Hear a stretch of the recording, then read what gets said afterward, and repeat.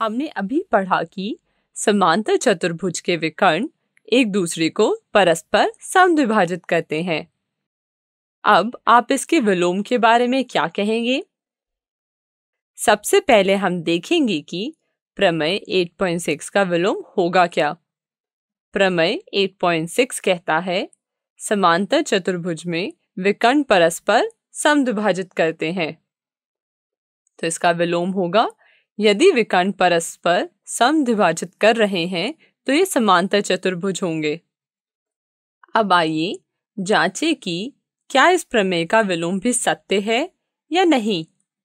प्रमेय 8.7 के अनुसार यदि एक चतुर्भुज के विकर्ण एक दूसरे को समद्विभाजित करें तो वह एक समांतर चतुर्भुज होता है। आइए देखें कि हमें क्या प्राप्त है और हमें सिद्ध क्या करना है।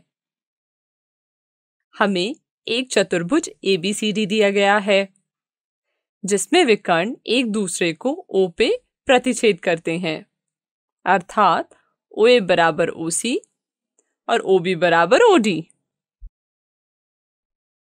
हमें दर्शाना है कि ABCD एक समांतर चतुर्भुज है, अर्थात AB समांतर है DC के और AD समांतर है BC के। लेकिन हम कैसे दिखाएंगे कि AB DC के समांतर है? क्या आपको समांतर चतुर्भुज का वह गुण याद है जिसका प्रयोग हमने AB समांतर है DC दर्शाने के लिए किया था? हम दिखाएंगे कि एकांतर कोणों का एक युग्म बराबर है, अर्थात कोण ABD बराबर है कोण CDB के। इन कोणों को बराबर दिखाने के लिए हम त्रिभुज AOB और त्रिभुज COD को सर्वांगसम सिद्ध करेंगे। त्रिभुज AOB और त्रिभुज COD में हमें दिया गया है OA बराबर है OC के, OD बराबर है OB के और कोण AOB बराबर है कोण COD के, क्योंकि यह दोनों शीर्षाभिमुख कोण हैं।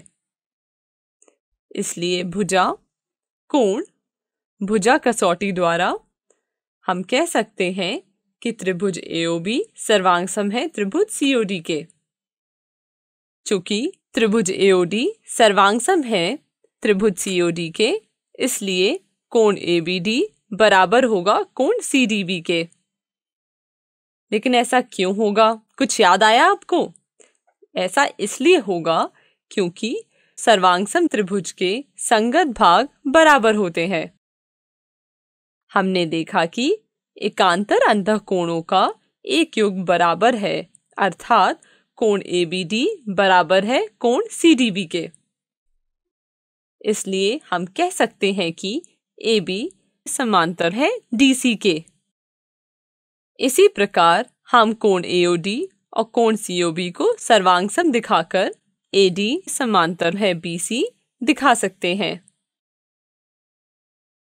अब इसे घर पे स्वयं सिद्ध करने का प्रयास करें। चलिए अभी तक जो हमने सिद्ध किया है उसे जल्दी से दोहरा लें।